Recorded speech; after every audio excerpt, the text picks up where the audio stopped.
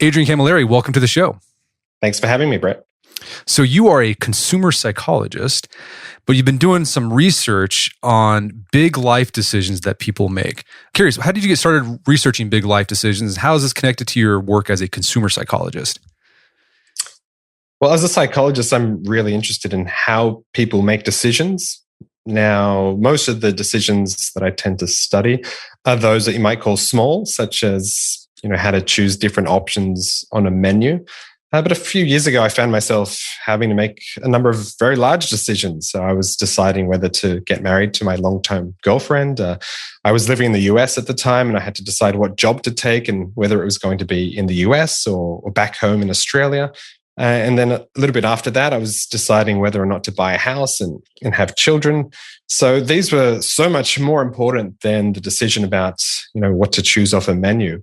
And most of my research wasn't really helpful in making these bigger life decisions. And when I looked at the existing literature, I didn't find much to help me there either. So I thought, there seems to be a bit of a gap here. So that's when I decided to start this big life decisions project. And it really began by asking people a pretty simple question, which was, how many of your life's 10 biggest decisions have you already made? And that's a question that really gets a conversation going. So from that point forward, I decided to take a little bit of a more scientific approach and get people's answers to that question and related questions. Okay, so let's talk definitions. In your research, how are you defining a big life decision? My working definition of a big life decision at the start of this project was one in which you explicitly are making a choice between two or perhaps more options, knowing that the outcome is going to have a significant, possibly long-term impact on how you and maybe others live. So that's how I started thinking about, but I really wanted to know what others thought the definition was. So I've asked hundreds of people to tell me what their definition is, and I've taken those responses and I've hired people to read through those responses independent of me to try to sort of synthesize what are the core features of a big decision. And we've come up with 9 or 10. So first is the decisions are rarely made. So for example, getting married is a typical big life decision, and most people do that once, maybe twice. Decision involves a lot of thinking, and because as part of the definition, people know they're making a big decision at the time, so they often spend a lot of time thinking about it. The decision outcomes are uncertain. The decision often challenges our morals or values. So, for example, the decision to get an abortion is often a really big one, and that often challenges people. The decision often requires significant investment of resources. So here I'm thinking about things like buying a house. The decision rules out many other options. So if you pursue one career, for example, you're ruling out every other career. Big decisions tend to impact multiple areas of your life, as well as multiple people in your life. They have long-term consequences, and big decisions tend to be difficult to take back or undo. Gotcha. So those are kind of the ideas of like what makes a big life decision a big life decision. When you looked at the research that you've done, these surveys you've done, what are the most common big life decisions that people make?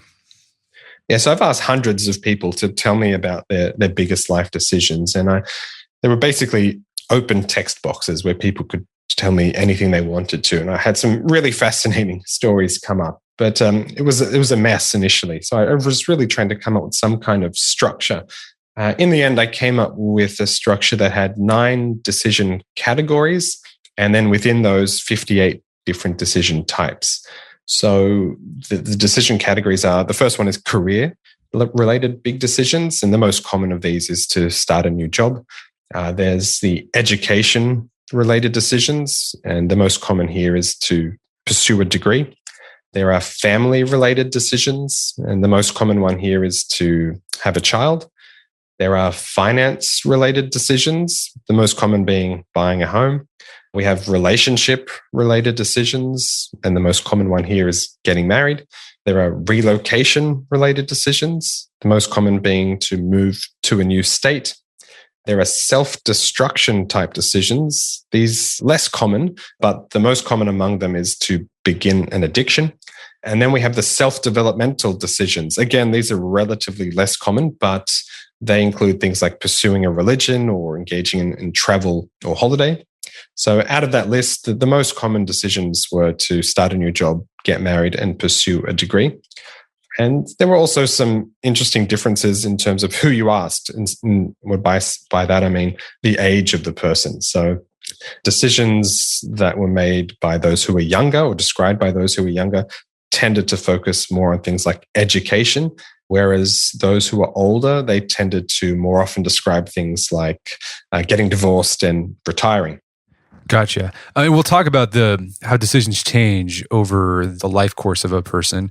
So you just list off the most common decisions. So it's basically education, job, family, like marriage, have kids. When you asked people and you did these surveys, did you ask them like what they felt was like the most important decision out of all the major life decisions they made? Yeah, I did. So I'd asked people to tell me about their 10 biggest life decisions so far. But then I asked them, can you please rank those decisions from most to least important? And what we find is that at the top of the list, the decision that's ranked as the most important is ending a life. And this was often in the form of an abortion. And it wasn't very common, but when it was mentioned, more than 50% of those who mentioned it put it right at the top of the list. Other decisions that were put right at the top of the list were engaging in self-harm, getting married, having a child, and pursuing religion and spirituality. So again, it's interesting to look at this list because, as I said, ending a life was fairly rare, but getting married was very common. And about half of those who mentioned getting married, again, put it at the top or second on their list. So we can think about sort of decisions in two dimensions. One is how common are they, and also how important are they when they happen. And so I think if you were to ask me what is really the biggest decision in life, it'd be a combination of most common and also most important. And that would be getting married and then having a child. But then we have these other relatively uncommon decisions, but when they're faced, they're often monumental. And I think, when I was stepping back trying to summarize what are these decisions representing? Is there a further abstraction I can make? And it seemed like people were trying to solve kind of four basic questions in life. And that was, what kind of education should I be getting? How should I be earning a living? Where should I put down roots? And perhaps most important, who should I put down those roots with? I'm curious about this idea of starting like self-harm. Do people consider that a decision? Because I feel like oftentimes we think of addiction or, doing self-harm, whether that's, I don't know, cutting yourself or something like that. Right. People don't typically think I purposely thought about doing this. It just sort of happens. I'm curious about that dynamic of is that really a decision? Well, I guess it's up. I can't tell whether it's a decision. They tell me it was a decision. And I should also point out that we're, I guess, getting the sample of those who engaged in self-harm and weren't successful in many cases in committing suicide, because obviously we don't get those responses. So I think for many people, it was a decision. And for example, cutting, it might be, not an attempt to commit suicide, but maybe an attempt to get attention and say, look, I'm in trouble here. I need help. And so I don't think many of them spent a lot of time thinking about the decision before they made it. And we might talk later on about which decisions people spent a lot of time thinking about versus those that they did not spend much time thinking about. And certainly the self-destruction type decisions, such as engaging in self-harm, committing a crime, these are decisions that people didn't spend very much time thinking about. When you talked to people about big decisions, did things come up about what to do with an elderly parent who's, got some sort of terminal disease or has Alzheimer's? Did that come up as well? Yes. So the category of ending a life included potentially people who were on life support, and the decision maker was responsible for deciding what happened there. And one of the other categories was choosing for another person. And often that was for a child, but sometimes it was for a parent. And another decision was seeking medical treatment. And so sometimes that was for the individual. Maybe let's say they had cancer and they've got different options on how to seek treatment, but that could also be for a loved one. Let's talk about when these decisions happen. So you mentioned earlier There are differences when people say they make big life decisions. When you're younger, typically education's on your mind, and that you think that's a big life decision. Right. What else are the differences across the life spectrum when it comes to big life decisions? Yeah. So I asked people to that question I started with initially, which is how many of your life's 10 biggest decisions do you think you've already made? And it's a bit of a tricky question because it requires you to kind of cycle forward in life and basically figure out, okay, when am I going to die? On that day, hopefully many years from now, looking back on my life, how many of my 10 biggest life decisions have I already made in the year 2021?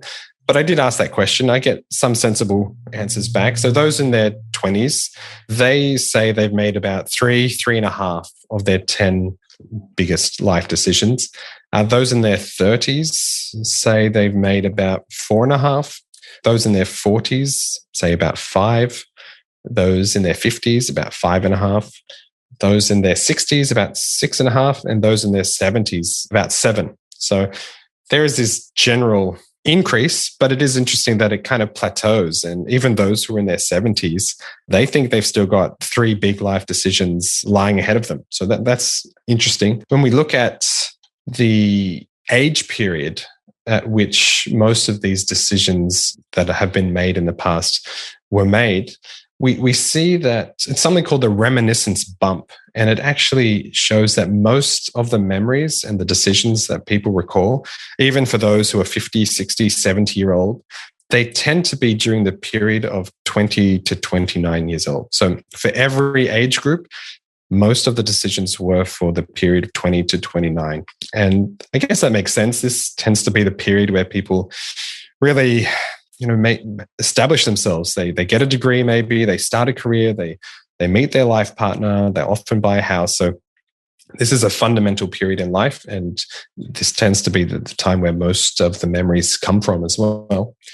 I can also sort of break down the decisions in terms of those that tended to be made earlier in life versus those that tend to be made later in life. So as you mentioned, it's the education-related decisions that tended to be made earlier in life, such as what university to go to, what major to follow. There's also the self-destruction type decisions made earlier in life. So beginning an addiction, committing crime, doing some silly things. And also we see things like joining the military for those who are older. That happened when they were in their 20s.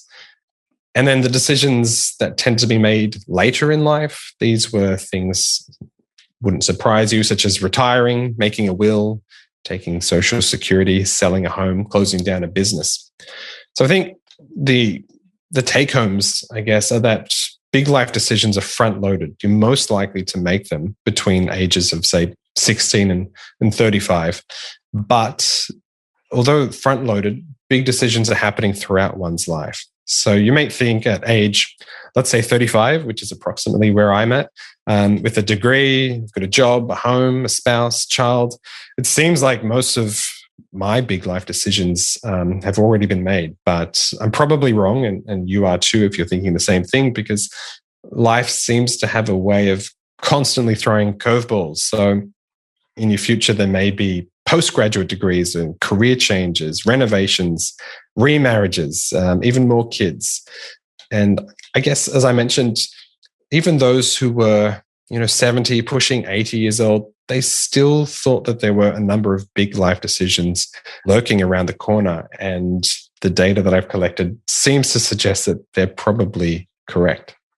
Yeah, if I look at my own experience, I feel like I made most of my big life decisions in that time period, like 20 to 29. And it's interesting, that's when I journaled a lot. I used to be a journaler, and I haven't journaled in a long time. And I think it's because like I don't have any big decisions to make. Right? Like it's mostly my life for like the past, I don't know, 6 years has been pretty much the same. Right. So I've had kids, married, house, jobs, all right, school's done. But I mean, who knows? That could change any moment. Like you said, job could go kerplunk, or someone could get sick in your family. You could get a sickness and you're forced to make a big life decision that you didn't even think you'd have to make. Yeah, I mean, I, like you, also wrote a journal when I was in my early 20s and have not done that for a long time. And sort of the period in life that we're at now, maybe 30s, 40s, this is a high pressure time because we're in the middle of careers, paying off mortgages. We've got younger children. We've also got older parents that we need to take care of. So it's a really busy time. If you look at the judgments of happiness, this tends to be the lowest period for most people because it's so stressful. But I think I can assure you there will be some big life decisions ahead of you. I don't know if you looked at this, but one thing I thought of as you were talking was the trend in people marrying later and how this has maybe crammed life decisions together that they otherwise would have been more spaced out if they'd gotten married earlier. One thing I've heard is, as you get married later, you have to make that decision of like to have kids a lot sooner than you would if you got married if you're 24. But if you're getting married when you're 37, you might have to make that decision really fast. And then you have a kid. Let's say you have a kid. Then you have the challenge. Like you have the challenge of making decisions for your kids. But then you also have to think, well, man, I got my parents. They're older. They've got issues. And now you have this situation where you have people making a lot of big life decisions they otherwise would have been more spaced out if they had made other life decisions earlier. Does that make sense? Yeah. I don't think I looked or have too many insights from my data on this, but you're right that there is definitely a trend of people marrying later and having children later. And probably these big decisions are getting squished together and happening in the same period of time. And that's probably increasing stress during those times.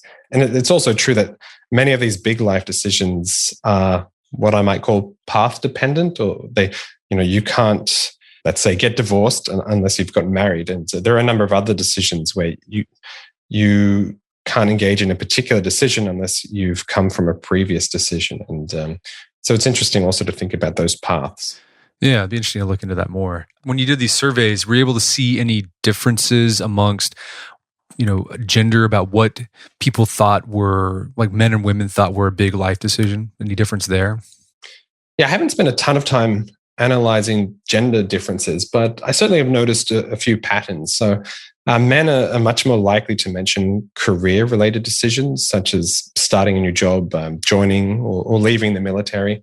Men are more likely to mention finance-related decisions, such as buying an investment. Men are also more likely to mention self-developmental decisions, such as pursuing a religion or engaging in a hobby or sport. On the flip side, women are more likely to mention decisions related to family, such as having a child or making decisions for their child.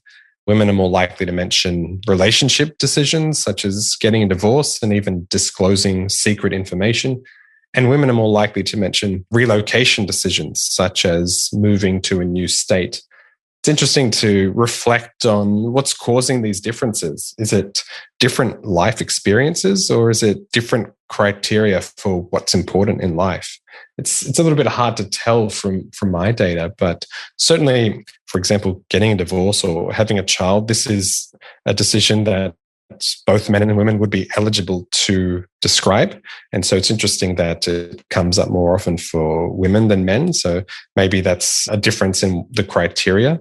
And yeah, it's hard to separate that from what I've collected so far. So when you ask people about the big decisions they've made in their life, how do people reevaluate the decisions they made? Is it like in a positive light? Is it a negative light? Is there regret? Like, when people just talk to you about those big life decisions they have made, what do they tell you? Yeah, so for every decision that people describe to me, I ask them to retrospectively evaluate those decisions from basically, it was a great decision to it was a bad decision, or it was somewhere in between. So I guess the good news is that most people are evaluating their past decisions positively. And that actually ties into something in the academic literature called the positivity bias. And this is the observation that those who are older tend to be focused more on positive things. So positive emotions, positive memories. So that's something, I guess, for everyone to look forward to.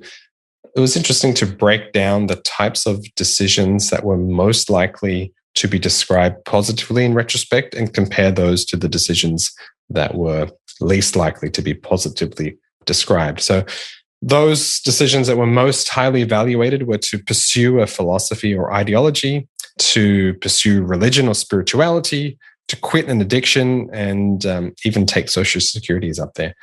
In contrast, the decisions that were least positively evaluated, so we, I guess, could consider these to be the regretful decisions. These were, again, those self-destructive type decisions, so beginning an addiction, committing a crime. There's also engaging in a sexual activity there and disclosing secret information. So I guess we can see a bit of a pattern in those responses. I mean, I didn't conduct this research, but one of my favorite books on the topic was written by Bronnie Ware. She's an Australian palliative carer. She wrote a book called The Top 5 Regrets of the Dying. And she basically summarizes what she learned from working with those who are soon to depart. The one that stood out for me is I wish I'd stayed in touch with my friends. A lot of people who reach these older ages, they just disconnected from so many of those who really understand them and accept them as they are. So I think when we're thinking about these decisions and regretful decisions, it's clear that the most enduring regrets relate to social relationships. You know, humans, we have a biological need to belong, and it's important to nurture those relationships. Another thing that stood out from my research, as well as conducted by others, is that most of the big life regrets we have relate to decisions that are inconsistent with our personal life rules and values. And I think it's important to understand what your values are and then make decisions consistent with them. Because even if you make a decision and things turn out poorly, at least you can have that knowledge that, you know what, I made a decision that made sense at the time and was consistent with who I am as a person or who I want to be as a person. And I guess finally, the biggest regrets tend to relate to things you didn't do. And that might be because you were, scared, or maybe you were too busy working. And I think it's easier to take a decision, engage in some kind of change, and then course correct if things aren't working. That's much more likely to happen than, trying to, let's say, time travel and pursue opportunities that you left behind. So when you did the survey, you also asked people to predict future big life decisions, kind of like what decisions they'll make or when they'll happen. What did you find in those questions? Yeah, so I was really interested not just in what people's past decisions were, but also what they thought were the future big life decisions. So I asked people this question in a number of ways. So for example, one group, I asked them, as I did with everyone, tell me how many of your life's biggest decisions, your 10 life biggest decisions you've already made. But then I asked them to estimate what their answer to that same question would have been 10 years ago. And also I asked them to predict what their answer to that same question will be 10 years from now. And so with these 3 data points, I can basically compare the predictions of, let's say, a 25-year-old with the realities of a 35-year-old. And we can also compare the recollections of a 45-year-old with the realities of the 35-year-old. And so we can do this with each age or each age group. So a couple of interesting findings. So firstly, people overestimate how many of their life's biggest decisions they've already made. So if we just look, for example, at the 45-year-olds, they indicated that they had made 3 of their life's biggest decisions when they were 10 years younger. So when they were 35, they thought they had made 3 big life decisions. However, when we asked the 35-year-olds, how many of your life's biggest decisions have you already made? They say 4.2. So 4.2 is higher than 3. So that suggests that there's some kind of overestimate happening there. And we see that same pattern for every age group. We also see that people overestimate how many of their life's biggest decisions will happen in the near future. So again, if we look at 35-year-olds making predictions about how many of their big life decisions they would have made by the time they're 45, they suggest it's about 8.3. Whereas if we look at what 45-year-olds report, they say it's just 5.8 at age 45. So again, we can see that this forecasting error exists, and it's even stronger for those who are younger. So that's sort of some difference in when big decisions are going to happen. We also can see prediction errors in the types of decisions that are expected. So we can think about decisions that are over expected and those that are under expected. So, for example, younger people tend to over predict decisions such as traveling and buying something or an investment as big life decisions. And it turns out that those who are older, they don't mention things like traveling in their list. In contrast, those who are younger tend to under predict things like starting a new job, getting divorced, or ending a romantic relationship, or quitting a job. So these decisions tend to be ones that the younger people say aren't going to happen very often, but those who are older say, yeah, that actually did happen much more often than I expected. So I guess some important take-homes from this analysis. Firstly, people are really poor at predicting when their big life decisions are going to happen. And it seems like people just find it really hard to imagine any big life decision that's more than 10, maybe 15 years in the future. And it also seems like the foresight that the younger people are lacking is potentially a problem, because were they able to see what's coming down the road, they would probably make some different decisions, such as quitting smoking or buying insurance or investing their savings or taking care of themselves better. So I think this you might call it a blindness is particularly problematic, but it's something that we can improve if we think hard about what's actually coming down the road and look at those around us who have had more experience than us.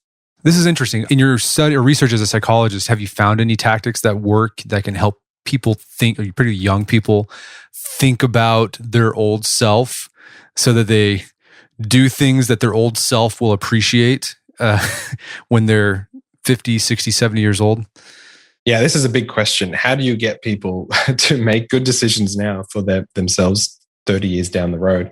A lot of research actually has been done on retirement savings, because this is a classic problem where the decisions that we make today are going to have significant financial impacts on our future selves. And so there have been a number of studies that have attempted to basically increase the connection that the present person feels about their future self, because often we don't think about our future self, or when we do, they may not feel that close to us. And so my favorite study was one in which they took photographs of individuals and then they presented age-rendered images back to the individual. So you would basically see a photograph of yourself, but now you were like 70 years old.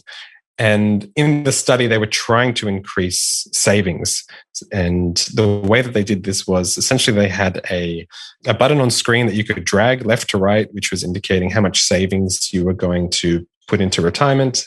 And the age-rendered face of yourself changed from being happy to sad, dependent on what you did. So if you put in very little savings, then your future self looked really sad. And if you put in a lot of savings now, then your future self looked quite happy. And as you can guess, since I'm mentioning it, and you can probably envision what this experience would look like, people felt much more connected to their future selves. And as a result, they were much more likely to increase the rate of savings today. So that's one fun way of just thinking about how you can increase the connection between your present self and your future self.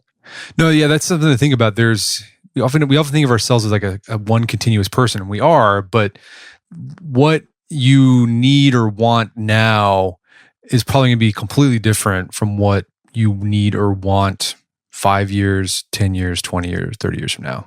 Yeah, I guess as a psychologist at Harvard, he's got Dan Gilbert. He's got a theory. It's called the end of history illusion. And basically, he asks people to describe how much they've changed in the last decade, and then to predict how much they think they'll change in the next decade. And basically, people suggest that they've changed a lot in the last decade. They've grown a lot. They've changed. Their tastes and personality have changed, but they don't think they're going to change very much in the future. And it seems like this point in time right now is sort of people's peak and their final version of themselves, and that's just not true. So when you did this research and did this survey, and you asked people about their big life decisions, were you able to figure out which big decisions lead to long-term happiness and fulfillment? Yeah, so I attempted to answer this question. So I asked people to complete a standard life satisfaction questionnaire, which basically just asks people things like, how satisfied are you with your life, and is how close to ideal is your life? So it's not a measure of happiness in terms of like how happy you're feeling at the moment. It's a self-reflective life satisfaction question, and so I was able to look for correlations between number of or different types of big life decisions and who was more likely to report having a high life satisfaction. So those who had high life satisfaction scores were much less likely to mention things like engaging in self-harm, which makes sense. Having a family member move in was also turned out to be quite a negative impact on life satisfaction. And then also interesting was getting medicine or treatment. And so obviously this decision was mentioned by those who were having health problems. The decisions that were significantly more likely to predict high life satisfaction were pursuing religion and spirituality. And that's, I've mentioned that one a number of times now. That comes up a lot. Buying a home, so having that sort of financial security seems to be a big one. And just generally having finances in order. It also seems like some big life decisions that seem really important at the time may not be as big. So in particular, education-related decisions, they seem really big, really important. What university degree should I study? But it turns out these sort of fade in importance over time. And one of the reasons is that I think I've read, we can expect 5 career changes in our lifetime. So many people's initial degree at university just doesn't matter a decade or so on. So I think some of the take-homes from this analysis is that, firstly, the good news is that there's many paths to happiness. Most people, if we look at the results to that life satisfaction scale, most people were fairly satisfied with their life. And it was regardless of the unique composition of the big life decisions they'd made. It's just because people are fairly happy, they like who they are, and it was their unique set of decisions that got them to who they are today. So even though it seems at the time like many of these big life decisions are really going to have a huge impact on our life satisfaction and happiness, you're probably going to end up fairly happy regardless of what happens. So for some, that might be reassuring. Having said that, there are some big life decisions that are probably going to decrease your life satisfaction. And these are the sort of self-destructive decisions, such as committing crime, maybe engaging in drugs and getting addicted. These tend to be decisions that are not really thought through much at the time, but they really put one on a treacherous path that can last for decades. And then finally, there are some big life decisions that seem to reliably predict a higher life satisfaction. And the thing that's common among them is that they really involve taking control of your life and pouring yourself into a particular pursuit or project, be it religion or something else. And I think it's hard to sometimes make the time for these more self-developmental decisions. But in the end, these tend to be the ones that may be most impactful on our happiness. Yeah, I think that insight about like college, young people, you think it's the most important thing, but then you ask a 70-year-old and it probably won't even come up. I've seen that in my own life and just the lives of, friends. Like I went to law school, and when you're in law school, like the most important thing is like you have to get a good rank in your class. You got to get on law review because that's how you're going to get a job, blah, blah, blah, blah. And, I asked my friends, we're like 11, 12 years out of law school. Does that even come up anymore? Like what your GPA was in law school is like, it hasn't come up like since I graduated. I mean, like no one cares because like now what matters is like the reputation I've built as a practicing attorney, not what I did as a law student. Exactly. So when you did the survey, did you find out anything about practices or processes that people who make good life decisions, like that are applicable to anybody? So like, basically, are there any tips that you found that help us get better at making big life decisions? Yeah. So whenever I asked people to tell me about their big life decisions, I also asked them to tell me about all of the factors surrounding that decision. I wanted to know what was the process that they used so I could get to this question that you're asking now. What makes a good big life decision? And there are a lot of results here. So I'll try to pick out the ones that I think are most perhaps easy to implement. So the decisions that were most favorably judged in retrospect, they tended to be the ones that firstly involved a change as opposed to maintaining the status quo. And so often we're faced with this decision. Should I just stick with my current job or should I make the change? And it seems like a general good piece of advice is if you're kind of 50-50, unsure what to do, and you're thinking about, I should just flip a coin here. It seems like the right thing to do is to make the change. Forget the coin. Just go ahead and make the change.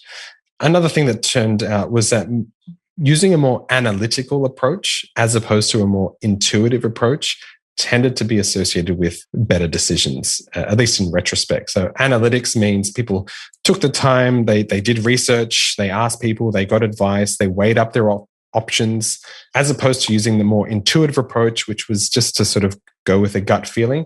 So I definitely recommend using a more analytical approach, which often includes spending more time before making a decision. So some of those more self-destructive decisions, often the amount of time thought was like a few seconds, which is in comparison to some of the more self-developmental decisions, which I've described as being hugely impactful on life satisfaction. People spent years in some cases thinking about those decisions before actually pursuing them. Another factor that was really important was confidence. How confident are you in your decision at the time? And often this confidence is derived from having thought through the options, having reflected on your own goals, and then committing to a decision. So I think that's important. And finally, decision makers who felt less obligated to make a decision at the time. So sometimes we feel cornered to make a decision because of obligation from family or expectations of society. And that tends to be a recipe for disaster. So attempting as much as you can to avoid the sense of obligation and choosing the option that you think is best for you. So overall, I think the take homes for how to make good life decisions, firstly, it requires understanding yourself. So what are your goals? What are your values? How are you going to really know what's a good decision unless you have these as your reference point? So that's the first step. I think it's also important to recognize that a good decision is not just about ending up with a good outcome, but it's about having a good process to begin with, because in most cases, you can't control the outcome. There's too many random elements, but you can control the process. And so having a process where you are able to reflect on your options, get advice from other people, I think is really important and certainly a good way to insulate yourself from feelings of regret later on. And finally, there's a lot of experience out there. Although I've mentioned big life decisions are rare, they're actually quite common in society. And so you might get married once in your life, but getting married is really common. And so there's a lot of wisdom that can be learned from the experience of others. And so I think it's important to seek out that wisdom. No, and for listeners who are looking for like a process to help them make better life decisions. We've had some guests on the podcast in the past you might want to check out. We've had Annie Duke on the podcast. She's written a book, How to Decide, Simple Tools for Making Better Choices. A lot of neat tools there. And then the other one is Steven Johnson. He wrote a book it's called Farsighted, How to Make the Decisions That Matter the Most. And a lot of mental models that you can use to make the decisions. Like a lot of it's just trying to figure out different possibilities, right? That's when you're making a decision. Like you said, life decisions are so complex because they can go down these different pathways. And so their whole idea is to help you get a better idea of the different possibilities and then decide which one's the best out of all the options. Yeah, those are great books. Definitely, I recommend those. So where do you see this research going? Like where else would you like to do with this research on big life decisions? Well, I guess at this point, I focused on Americans, and there's certainly going to be cultural differences. So it'd be really interesting to see how different cultures and those from different countries, arrange their big decisions, and maybe they've got even different criteria.